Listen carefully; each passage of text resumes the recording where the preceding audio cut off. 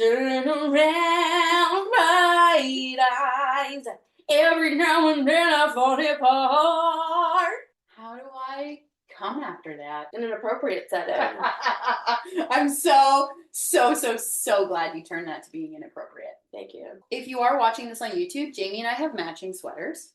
Yeah, the Fearless Project. I actually do sell these sweaters. This is going to be a promotion moment. If you want a sweater, DM me or comment on this video. You are going to get one of these colors, just so you know. I'm so excited. I'm so excited to hear all the things you have to say about me and for me to go, wow. Hey friends, we are fearless. Welcome to the podcast. My name is Frances Young. And my name is Jaime Glassman. We're here together, true co-hosting an episode on season 3, and I get to explain Jamie's human design today. Before we get to this episode, I would really love for you to know what your human design energy type is so that you can follow along with what we're talking about, whether it's an episode with a guest or it's the Fearless Shorts. You're going to go to my website, www.thefearlessprojectltd.com. You're going to input some information and it's going to spit out something that looks a little weird. Yeah, that is called a human design body graph. It's going to tell you 3 important things that today I hope that you go forth into the rest of life, understanding what energy type means, strategy, and authority. And if not, just keep listening to the podcast. I can't wait for you to see what we talk about, what I talk about, and maybe get a laugh or two. So, without further ado. The last episode was actually like the first time that I listened to a podcast of myself. I was like, this is actually really fun. Yeah, because we have a fuck ton of fun together. Live, laugh, love, yo. So we're going to talk about human design. Jamie, I've started to describe human design to you. We've been fast friends for a few months now. You know a little more. I'm going to put you in the hot seat in this moment. What is human design to how you understand it? I want you to tell me what you think you know about human design. Nothing. I'm kidding. I just gave her a look, everybody. It's like a death stare. The more you know about anything, the more you realize you don't know. I feel like I looked at this beautiful graph outline right away. Basically, what I know about human design is understanding how the planets are interacting with our environment and who we are, based on also our horoscopes and when we were born and where the moon or the sun was in the sky when we were born, how that interacts with who we are as people, how the things in our lives are almost predetermined, but also that they're supposed to happen and what we're supposed to get from it, and allows us to take more learning lessons from it than to be stuck by it and feel restricted by the hard things in life. So you said it all. That's amazing. I nailed it. I did all of it. Based on how you started that, I was like, oh, I got it completely wrong. Not at all. You went more on some sciencey stuff of being like, this is due to energy that's surrounding us. Our human design represents the moment, yes, that we're born. So reflective of where the planets are, where the sun is, where the moon is. But then it's not restricting us. It's actually giving us the roadmap to navigate this beautiful life and soul and body that we've been given. I love how you can just like so simply summarize everything that I say, which takes me like 45 years to get out. It's super helpful. I feel so seen. I'm going to make it a little sciencey. I'm a kinesiologist. That's what I do. Yeah. I function in the world, in the realm of energy. Mm-hmm. If you can understand kinematic energy and physics and how that relates to our bodies and also how the environment affects our body and how we affect the environment, why wouldn't that extend out into the universe? It does. It so does. Everything is energy, and there's lots of heavy shit happening in the world. This is the Friday before Thanksgiving. We know that things in the States are a little bit all over the place, let alone weather, let alone political climate. Things are a little rough in the world right now. I'm not sure why I'm saying that, but I think it's just to be cognizant of that we're living this privileged moment of, yes, we're recording a podcast about human design because we just fucking love it and we love each other. But I think it's just to say that we're grateful for this moment. No comment. I'm very grateful to be here. Mm-hmm. We're going to talk about the 3 largest facets of human design. We're going to talk about the fact that we are both generators. We're going to talk about strategy, which is how an energy interacts with its world, because it's specific for a generator and it's specific for all of the other 4 energy types. And then we're going to talk about authority, which is how your body is making a decision. We can look at Jamie's graph and you can be like, what the fuck does this mean? How's that sound?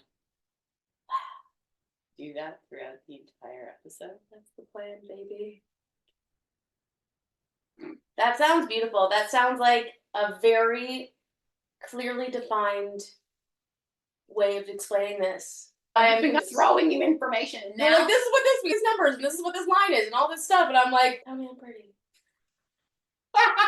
At the end of the day, it does not matter what these numbers mean. It does not matter what the fucking chakras mean and any of this extra stuff. My voice is cracking because I know it's important still.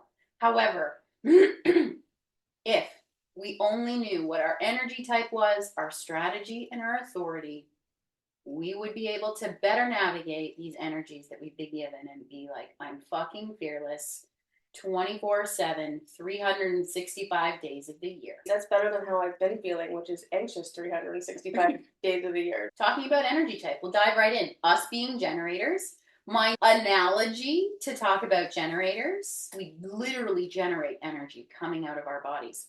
We are minions from Despicable Me.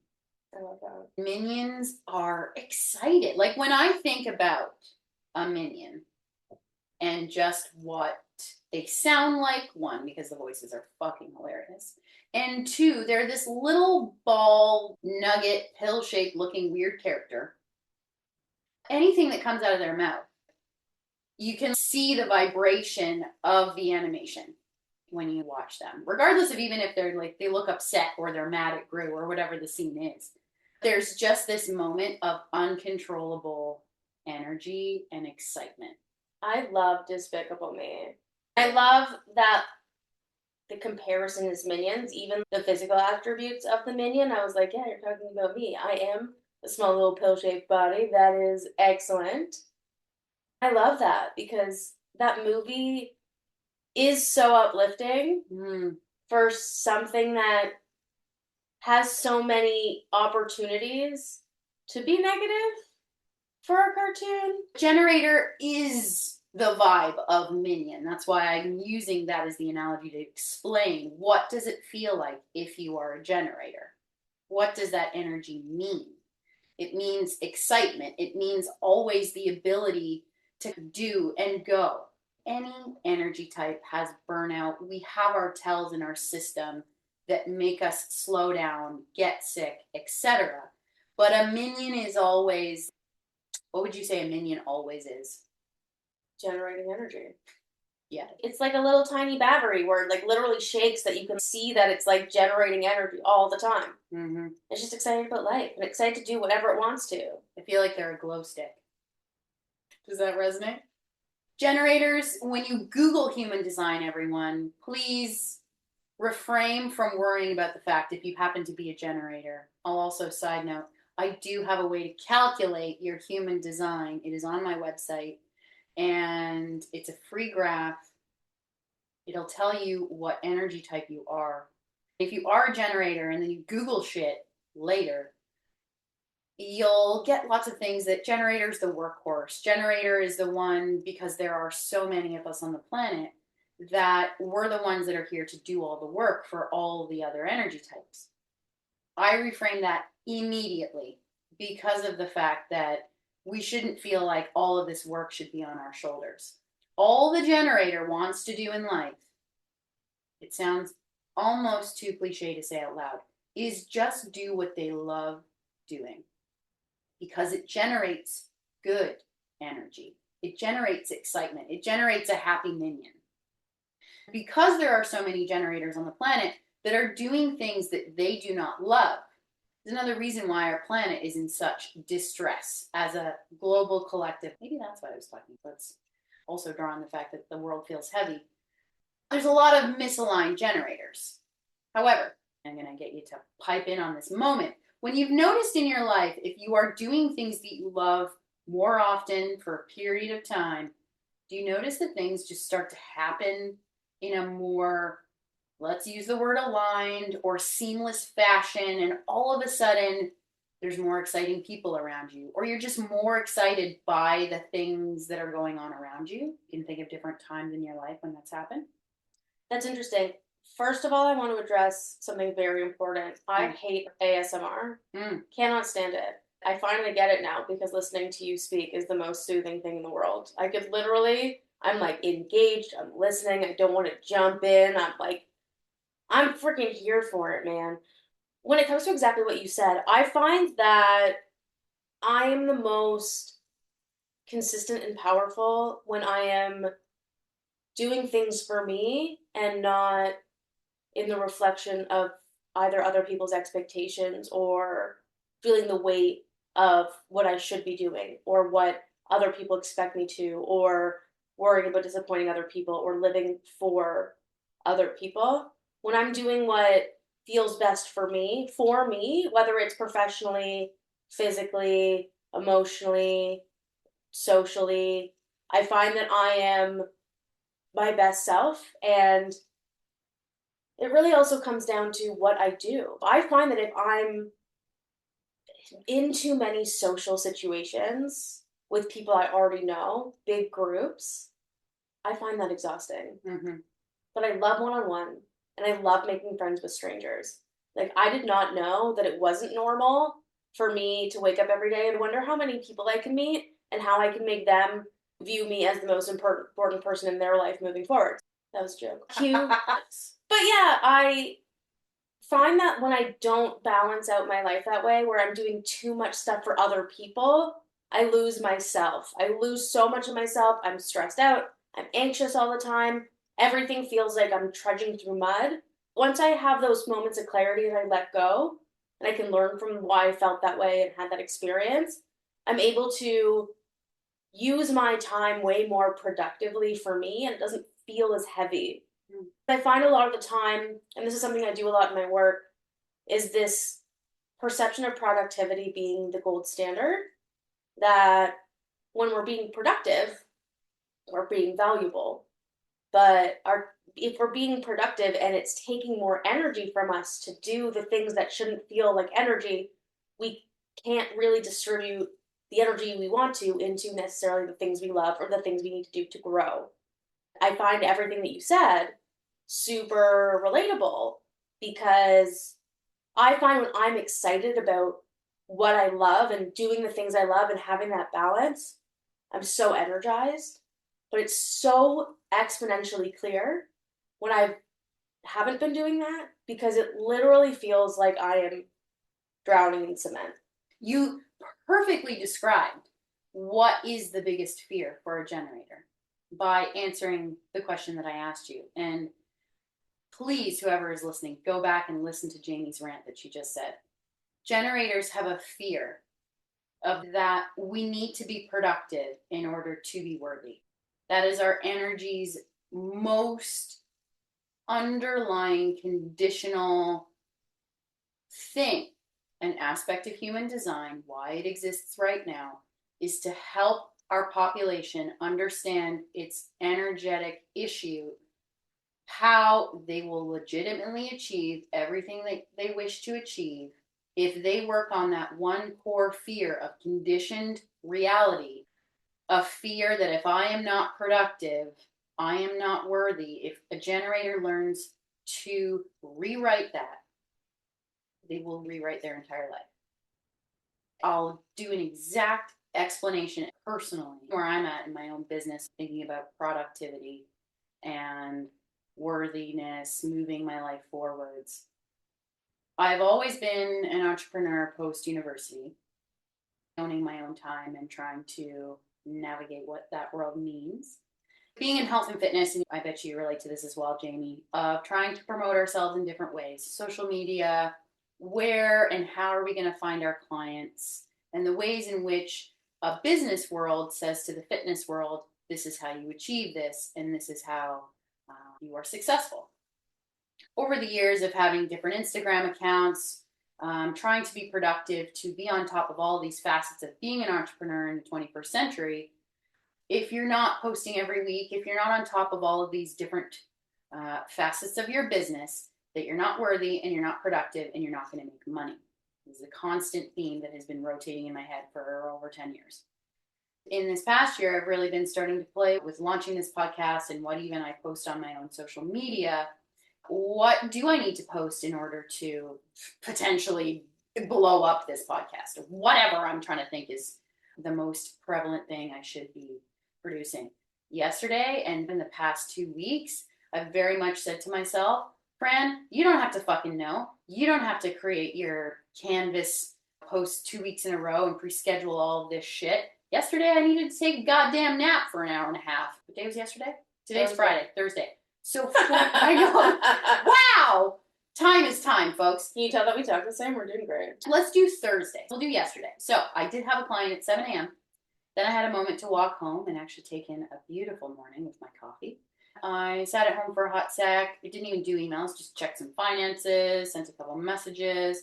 Then I rode down to a client's house. I gave a stretch. I got my lashes done. I came home, and then instead of what I had in my calendar of actually look at my finances a little more and plan and prep Instagram posts or whatever I'm going to create into the world right now, I talked to my best friend for an hour because I haven't talked to her in probably at least 3 or 4 weeks of, okay, let's have a catch up. And then I had a nap. And then I went to dance. And it was a great fucking day. That sounds like a beautiful day. What I hear from that too is that like it would sound like such a beautiful day. Mm-hmm. Then you brought up that you wanted to, and you did stuff that's hard for you too, Mm-hmm. which is like that admin stuff, looking at your finances. Like that stuff's scary, but it's also essential. Then you're like, I need to do more of this, but you already did it. Yeah, I did something of that for the day. That still means that I'm productive to look after the things that I need to look after in my day, but I don't have to be pre-ready for the next 2 weeks of my life in order to feel productive for that day to potentially think that my business will be exponentially bigger. No. That's old generator conditioning, old Fran. I need to always be figuring this out and have my eureka moments 24/7. No, I'm going to take a fucking nap and talk to my best friend and do things that I love and that are necessary as opposed to thinking my way into being productive. I think that it's awesome that you're highlighting the nap with the fucking, because it showcases that that is actually something that you're actively doing for yourself that you knew that you need, but your body is almost rejecting that, like your brain is. You're just like, I shouldn't be napping. I should be going. I'm a generator. This is what I do. But you actually are in that moment saying, I needed this nap and I feel justified and good about this nap, even though you don't need to justify it or explain it. Generators always want to justify why they do shit. At the same time, you're actively showing yourself that how you can actually have balance in your day and your life. Mm-hmm. And that's beautiful. Mm-hmm. That brings up such a beautiful point to me because I feel like I'm constantly behind. I feel like I almost have to make up for all the times I've been behind in a day that I feel motivated. Mm. I've struggled with burnout and I've struggled with stress my whole life, as we do with humans, as humans. Not that I'm special or anything, but I've struggled with being able to feel like I can show up consistently with the same energy every day. Mm-hmm. And it scares me, especially because I've had chronic pain my whole life. I've had migraines. I never know how I'm going to feel when I wake up in the morning. And sometimes that feeling of a migraine or pain or just low energy can consist for days or weeks. And then you have that moment of clarity and you're like, I got it back. You don't really fully know how you got there. But once you can start to bring your body back into homeostasis where you can actually figure out, okay, what is the thing I need to navigate here? Really just managing stress. When I'm managing stress, I can actually see the world a little bit easier because I'm seeing it for what it is as opposed to an accumulation of all my previous experience and all the things that could happen and bringing in that worry and bringing in that shame and that fear. Once you can peel back that onion, let's reference Shrek too, while we're at it, it makes such a huge difference around how we can show up and actually enjoy our days, even if we don't accomplish what we need to without experiencing that significant shame. What we think we need which to. adds stress and then adds to how we feel the next day Mhm. or how we feel even about how that day went. I always think about that quote, even though I can't actually execute it yet. We're all human, baby. Is don't let 5 minutes of your day dictate the whole 24 hours. If something bad happens in your day, don't let it affect the rest of your day. Can I do that yet? Maybe not. Not every day. But if you do it some of the time, then it just starts reaccumulating. And then all of a sudden, you are going through life with, even if there could be a moment as to which a previous version of yourself would be affected by it. Prime example. We live in Toronto, folks. The traffic here, if you know, we know it's bad. It's worse than some of the larger cities in the world. And if you even go into traffic and you're not even fazed by traffic, the sky is the limit on just how much more fucking fantastic every facet of every day is going to feel. Even the moments that are small. Lately, I've been talking to certain people and saying these small moments of making this bed together and just laughing our fucking ass off. And I'm having a moment thinking about a moment with someone else lately. That this moment is fucking fantastic. Sounds sexy. Yeah. But as long as you're not walking into traffic. No, we don't want to do that. Don't do that, but I totally get where you're coming from because times where I know I have to drive, I have these two moments, especially if I'm driving far, is I'm stressed about the potential of traffic, or I'm in the car and I'm stressed about the traffic. But if I'm thinking about, okay, I have 2 hours to listen to these podcasts and just vibe out and however long it takes, which has never been my energy in my life. I would never be described, no one would ever describe me as chill. She's surprised by this, by the way, if you're not seeing the video, because I think she thinks I'm chill and she's incorrect. Once I can actually feel like I can get excited about what I'm going to listen to in the car, I can actually listen to it. If I'm already anxious going into the car, even if I picked a podcast that I'm jazzed about, I'm not focusing on that. I'm stressed about what's going to happen next. And that's what I think is so beautiful about this experience. And also learning about human design is another way to cope and to distract your brain from all the little things that are accumulating and things that you need to do or stresses that you're feeling that feel like they're building. It allows you to take a second to be like, what am I supposed to learn in this moment? What is this directing me to? What are some ways that it could be not only there's a reason why it's happening, but how can I relate to others in this human experience? A lot of the time, a lot of people are going through the same thing at the same time as you for a reason. 100%. Who's in your circle? What's being reflected back in you and your community, whether it's a one-on-one scenario, your family, friends. Human design is the tool to distract and give us this tangible reason as to this is why you feel this way. And it's okay if you don't fully resonate with all the ways or all the Google rabbit holes, which we can Google anything and everything and not resonate with all the shit we find, right? So this is the same type of scenario. I wanted to have a moment where we vibe on just talking about generator. For me to personally hear you say certain things out loud that you don't even realize are you being a generator without realizing you're a generator. And I love talking to any human when I'm explaining human design. And if I know their energy type and they don't know what their energy type is, side note, I know that sounds creepy. However, I guess people's energy type, and I don't always get it correct. However, if I know someone's a generator, I listen to them differently. And I think to myself, oh yeah, okay, I pick up on all these cues that they legitimately are already doing the thing that they were designed here to do and be, which is amazing. If we give them this extra little nugget, how much less stress and anxiety is that person going to have in their day-to-day life? That's all I care about. how you do that, even at parties, sounds super cool because it's engaging, as opposed to me that's like, I was looking at your posture or how you walk. And then people are just like offensive. And I'm like, oh, shit, okay. Don't worry, I get the offensive back. I'm going to do a little side note story before we get into strategy and authority. I'm coming from a good place though when I do it. I promise. I'm always just like, oh, I noticed that you walk like this. Is this normal for you? I don't do that anymore because I'm learning self control. We're doing great. When and if people are excited and I'm in a group setting, I have an app on my phone and that I will input people's birth information and pull up their human design. It is somewhat my party trick right now because then I'll tell them all about themselves and they're like, oh my God, I don't even know you. How do you know this about me? And I'm like, science, baby. Your body growled in that moment. It's also a bit of a burp. It was funny. That was like all of the generator juice coming out. I wondered if you were going to say it or if I was going to say it first. Anyway. I honestly feel like we've been playing generator juice chicken this entire time.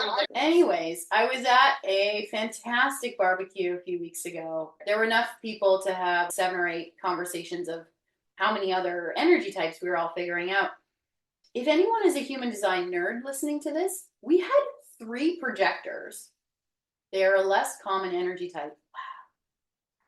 And we had 3 generators and 1 manifesting generator. The even cooler piece to this is that we had 3 projectors that had 3 different authorities. So 3 very different parts of their body helping them decide. The projectors were the most, I don't resonate with myself being a projector. Personally, being a human design reader and expert, I found this quite interesting. A lot of the time, probably at least about 60 to 70% of the time, I'm giving this a rough number here, a lot of people don't resonate with what they are told is their energy type. Generator, projector, manifesting generator, manifestor, and reflector, to name them all.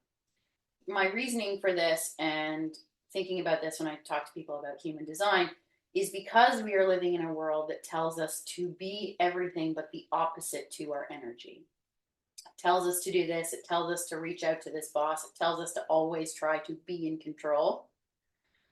However, if we are living to our design and our energy, the world is working with us. Energy is working with us and propelling us in these different directions, as opposed to feeling like we are fighting for our life and going against the system. Is that why you have so many soft things so you can ground yourself? Definitely. There's so many soft things here. Yeah. I'm also a Cancer rising, and I just like to be wrapped in a constant cuddle of warmth. Everyone doesn't like to feel that way. I don't like being too warm, but I like to be like wrapped in fuzzy things, but not be too hot. You're a Taurus moon, so you also like particular feelings of things, and Taurus is very aesthetic, and I want the furry wall. Get it from the Greek, but I only want to touch the furry wall when I want the furry wall. That's the thing. Yeah. We're going to take a break and we're going to talk about strategy. Strategy. Yes. Strategy is how Jaime and mine's energy wants to operate literally in this moment and walking down the street, anywhere. A generator is designed to respond to what is in front of it. The actual word is respond. And what that means is we are picking up on everything in front of us in the moment, eyesight, energy, our body, everything. And when we viscerally become excited, I will use the word in this moment, we're responding to the thing that is making us excited. In this moment, us responding to the certain things that we are saying, how we're picking up and vibing with each other. I hear this in a sentence and I'm going to talk about this. I hear this in a sentence and I'm going to talk about that. That's a response. That's responding. We're also stimulated. Yeah, that too. We're hyped up on coffee and pumpkin tartlets. There's lots going into this moment.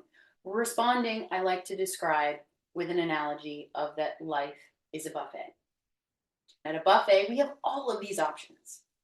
Every single day, we have an option to get up and to actually go to work, or we have the option to be like, fuck it, I'm going to take a mental health day, whatever. This is us responding to what is going on.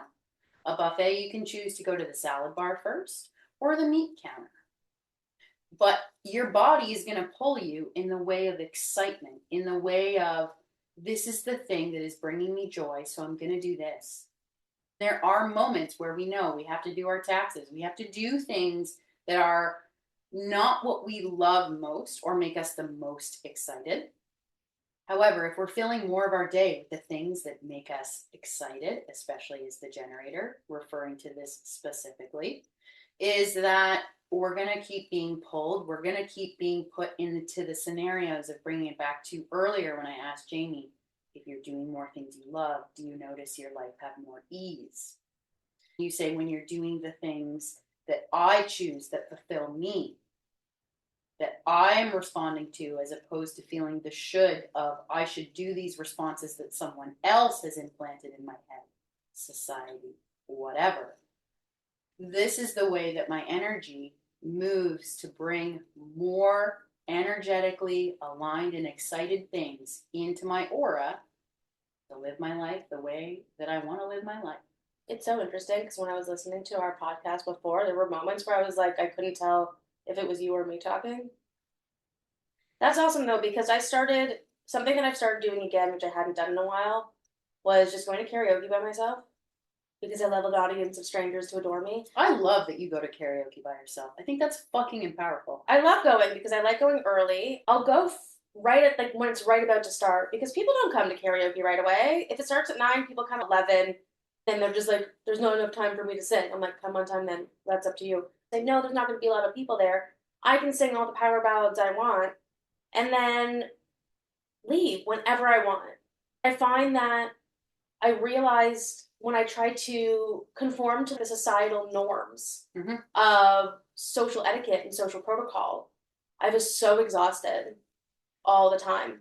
Of especially if I'm gonna make the plan or host something, this pressure and expectation that you're gonna be like present to the people that you created this event for, instead of I like doing things by myself because then I don't have to be responsible for someone else's experience. Yep.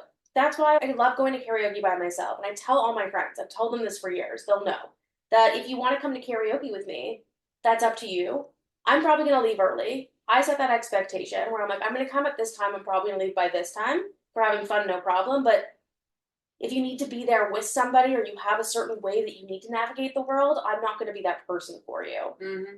To describe us meeting and the way in which we knew energetically we were just like, oh my God, destined to be friends and wherever life is going to take us together, is the moment of the response. When I listened to Jamie talk about her expertise, what she was coming to my Stretch Lab location to speak about that day was gait assessment, understanding how to... Walking, for people that don't know what gait means. Thank you, Jamie. I was like, I resonate with everything she's saying. She sounds cool. She's having fun with this because she's also poking fun at herself. And I really love when someone, I don't like the word humble, is just playing with themselves in the moment in front of others to be like, I'm a human. To really resonate with that energy because I'm the exact same way. In an appropriate, non-sexual way. Exactly. My body responded to Jamie being like, yo, I need to talk to this person. And here we are. And we're making our second episode, and we don't know where things are going to go, but we just know it's awesome. You know, I can bet you that you've had this happen how many times in your life. You don't really know how all of a sudden this person, this business, this thing is in your life, but it's because your body responded as the generator. Your sacral center, if you're looking at a graph for a generator, is this bottom blue box that is consistent for, I know, it's sacral. It's our gut, it's our sex organs, it's everything in the middle of our body that is super important to us, that understands our desires. It's always going, it's the battery, but it is the thing that is responding as a generator. It's what's giving you this energetic moment. Authority. How does our body make a decision? Both Jamie and I actually have the same thing. Our gut, this sacral center, is what's deciding for us. It knows in the moment, yes or no. And if anything is a maybe, it's probably no. Yeah, there's never really a maybe. It's always either, if someone's like, do you want to go out tonight? And I'm like, maybe, like 9 or 10 times it's no. Yeah. Always. Yeah. We could be a generator and we could have an emotional authority, which that's another podcast. We could be a different energy type and have a completely different way in which our body is trying to speak to us to make a decision. When I start to talk about authority, lately I've been like, don't worry, everyone. Yes, our brain is like giving us the concept of I say yes or I say no, like words coming out of my mouth. But if you have to legitimately come up with, this is why I'm doing something as a generator, trying to generate the why, you're probably overthinking it. You're probably in the moment of being in a conditioned mindset of, I should do this thing to make more money because somebody else told me so, or whatever else is coming up. If you can't explain why, but you know, yes, that is your correct decision for X question. I like to play with this on the minute level. I will ask all generators in my life, if I know they're a generator, very yes, no questions. I'll bring in a specific one from last night. I texted Jamie, do you like pumpkin things? She responded, yes, literally. And then I was like, okay, we're going to have pumpkin tomorrow morning. And we had pumpkin tartlets with our coffee before we started this podcast. That was a specific question. If generators get asked, hey, do you want a pastry with your coffee? That's more broad in comparison. What do you want for dinner? I really dislike that question. I hate that question too. I heard you talk about that on your last podcast I listened to. Yeah! And because it was the podcast you did with Dave, I was like, I hate that question so much because it goes back to the stress of choice. Yeah! Like, choice can be so overwhelming, but when choice is easy, it is easy. Then when it feels hard, it feels so easy to procrastinate and overwhelming.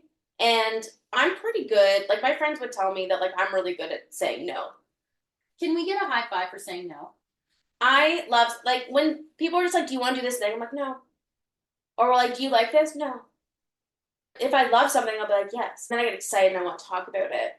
And I find that the times that, what's really resonating with me right now is the times that I feel like it's a why instead of a yes or a no, it's because it just doesn't feel right in my body. Either I need more context because the way that the question was worded to me doesn't make sense to how my brain is, so I don't even know what I'm consenting to, or it just doesn't feel right and it should be a no, but you don't even know what you're saying no to yet, that you don't even know how to make that decision. You just described authority in the way that the world needs to allow themselves to understand authority. That was perfect. That's the thing, is that there's all this pressure to make that yes or no choice sometimes. I feel like there's two camps. There's the yes and no people and the people that are like, okay, give me some time to think about it. Which those are emotional authority people. Interesting. Yeah. And that is something that I need to get better at in those moments, because sometimes when my gut is saying no, but my mind wants to say yes, it really means that I need to take a second to think about what my needs are, that it's not the right time for me to make that decision. So it's not necessarily that I don't know what the right answer is. My gut's telling me something. It's like chronic pain, or any type of pain. When our body starts to feel pain without an acute injury, it's telling us that something's going on, but it's not telling us what. Even though we feel it in a specific spot in our body, let's say you feel a twinge in your knee, or your shoulder feels weird, just because you feel that pain in that area, and it may be related to that specific area, the rest of your body is also reacting to it. There's a reason why it built up to that point in the first place. There's other things involved. We just don't know them yet. This is an aha moment for me. But a moment to reflect on, if I don't know what yes and no is, I need to take a step back and think about it. The only thing I need to say in that moment is, you know what, let me think about it. That doesn't come naturally to me because I'm so used to trusting my gut that when I'm caught off guard, I find it super alarming. And then I make decisions when I feel pressure because I feel like I have to. Even if there isn't actually any real pressure put upon me, I feel this in myself. Every human is empathic. I don't care who you are, even if you think you are the least empathic person and you're super selfish, let's use that word. You feel others, you read the room in some way that is specific to you. We feel pressure from the outside world wherever we go. So on Jamie's graph, if you can see it, anyone who's watching the video, there are 3 white centers on her graph. And if you're looking at your own human design graph, please note where your white centers are. This is where we feel the world even more than the centers that are colored. In Jamie's case, Jamie can feel the world's emotions. The spleen, you can feel this kind of fight or flight we can also, I'll say in this moment to relate to the pressure thing that you were just talking about, the very top is our crown or inspiration. If you're out in a crowd and you get overstimulated sometimes, because we all do at certain moments, even me, and I have a colored in crown and ajna, so for me it feels a little bit different. Sometimes you're just like overwhelmed by stimulus of noise, and if you're surrounded in a big room, it's a conference room, there's lots of talk wherever part of the room is, you start to feel overwhelmed. You could just be having too many ideas popping into your head. That's Legit. That's why I have 11 o'clock cutoff. I've realized in my body that like after 11 p.m., I don't want to be anywhere anymore. Especially if I've been at a social event since like 7 p.m. If I get there at 9 and I leave at 11, that's not a long time. I get why people be like, Jamie, don't go. Quick math, I had to use my fingers. It's a long time. Yeah, man. It's a long time. It's a lot of extra ideas floating around in your body, emotions or splenic hits. 11 o'clock, I'm like, if I don't leave at 11 o'clock, it affects everything for the next week and a half for me. If I don't leave by 11, I'm not home until late. That I need some time to wind down, to get rid of the stimulus of that experience. I go to sleep like even later. Then I wake up and I feel extra drained, not only because I didn't get enough sleep, but because I also didn't get enough recovery from that stimulating environment. A lot of what has helped me in my personal human design journey, understanding my own energy, is understanding how much I pick up on others. That's just been a life journey as a whole. But I am also what is called the non-emotional. My solar plexus, which is the triangle on the right, which is white for Jamie too. When we're feeling each other, the world, whatever, we're picking up on each other's emotions because that is an energy. Why we are so drained, or why sometimes we legitimately do not know why we are feeling what we are feeling. It is a true sentence to say out loud. I will legit say sometimes, I just actually don't know how I'm doing right now, and not question it. Only because I know that if I'm saying that, I've just got lots going on in my system, and I don't have to know. I feel like this will be a perfect moment to wrap the authority. Is that depending on what your authority, if you're an emotional authority, the solar plexus would be colored in. You wake up on said day and you are a 2 out of 10 on sad, and that's just going to be your vibe for the day. If you're non-emotional like Jamie and myself with having this white, we are, in air quotes, a calm, cool, collected lake. Which I know sounds weird to say to us because we're deep feelers. However, we legit know that if we do not know why we are feeling what we are feeling, or we're just like in this meh state, it's because we're built up on whatever emotions we've picked up on. Whether it's the guy on the bus, whether it's our mom, whoever, and we're holding on to it. Those are the same, by the way. The guy on the bus and my mom, same reaction. Yeah. Love you, Mom. Love you, Mom. Love you. The experience for Jamie and I being a non-emotional, to use the human design term, we don't have to be down on ourselves for not knowing what our emotional need is or what we need in the moment to say, hey, I need to take a second to think about it. I like to counteract it. It's where I'm going to go with this statement of emotional awareness. Millennials being obsessed with, okay, let's go to therapy and talk about our traumas and all this fucking shit. It's important. I'm not trying to down it. But we also can give ourselves compassion for it's okay if I don't know what's fucking going on in this moment. That's the thing is that I've always struggled with, and being able to even see this is I've always characterized myself as not being cool, calm, and collected, and also very emotional and not in touch with my emotion. I've had issues with emotional regulation. That's a non-emotional thing to a T. We feel as though we're not regulated, but we actually are. We're just feeling everyone else's, and it's clouding our own personal experience. What's interesting about that too is I find that the times that I feel the worst about when I don't know how I feel, it's mainly because I'm worried about being misunderstood by others and feel this pressure to know how I'm feeling because someone asked me in that moment, and I don't want to create any like adversity or animosity or negativity in that moment. But people crave authenticity, and that means showing people all sides of you. That if you keep holding it in and you're like, I'm good, I'm good, I'm good, and then all of a sudden you're not good, people don't know how to necessarily even respond to that because they didn't see it coming, and they don't, if you don't set boundaries or you don't understand what other people's expectations or needs are, it makes it really hard to help them when you don't have the tools to do that and you didn't have the forewarning to know that that's how they've been reacting to you.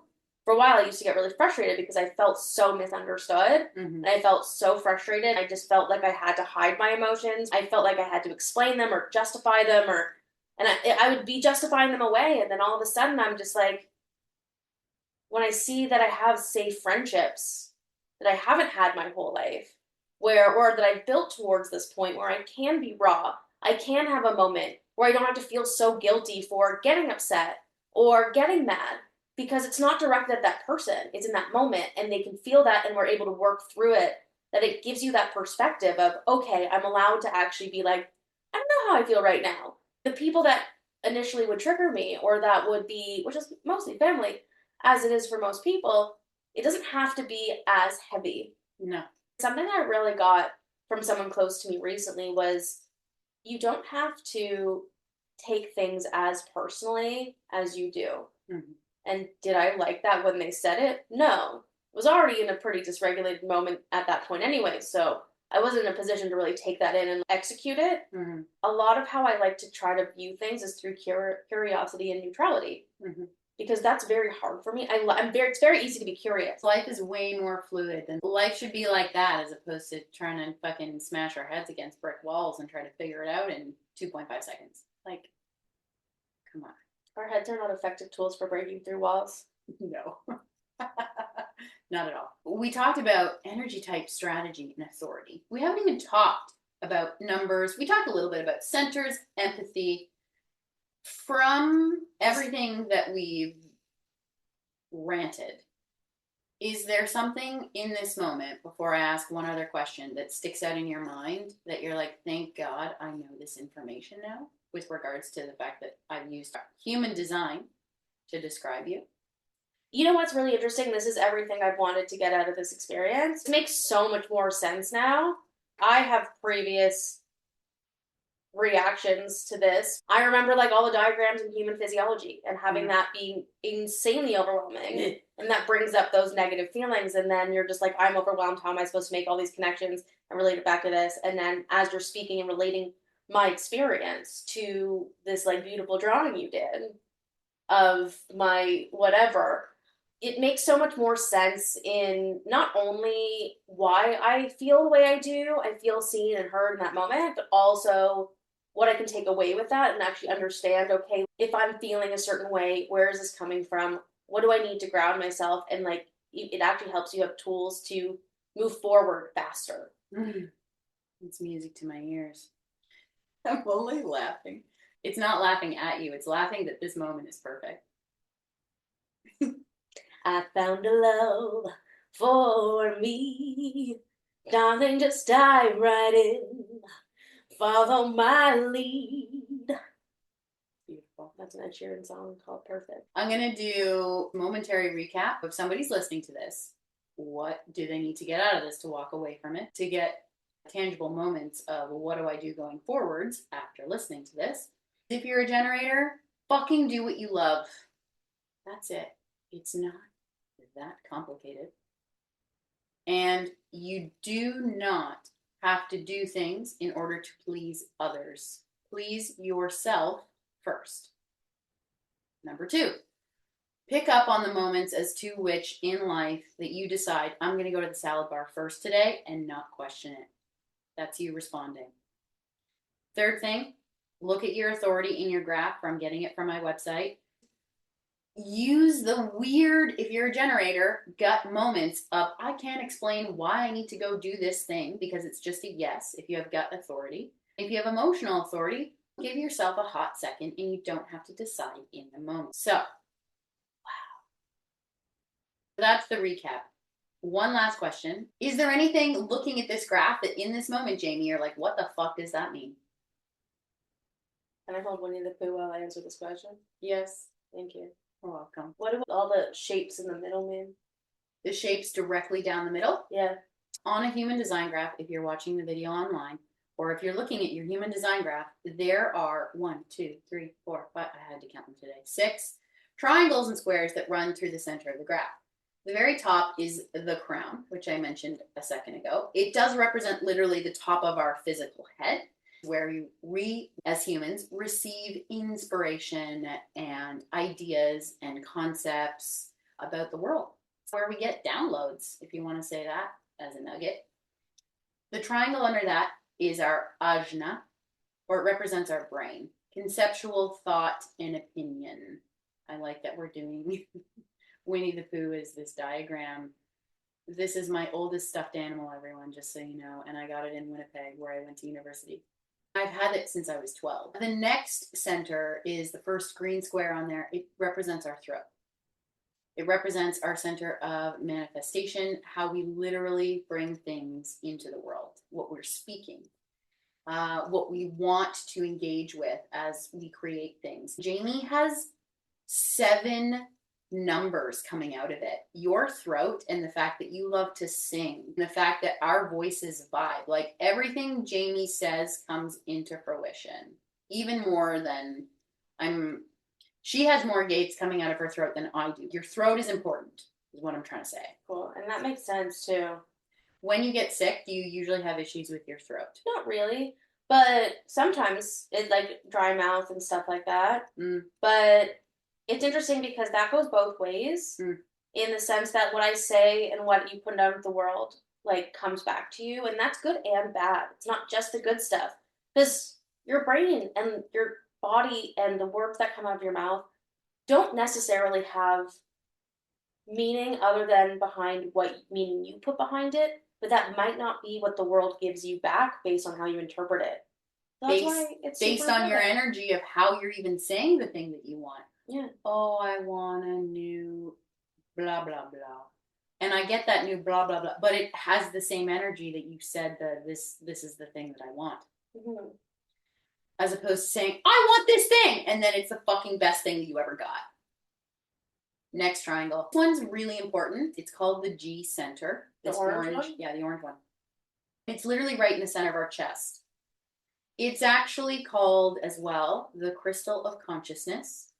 This gets human design nerdy. And it's a legitimate dark matter crystal in us that is guiding us somewhere, some way, somehow. When someone has this colored in, they are very definitive on this is what I am doing with my life. When they realize that they are their most authentic, when they feel the most themselves, this crystal is always trying to guide you, Jaime. I also have it colored in. I have very much felt, I'm going to do this thing. Let's go.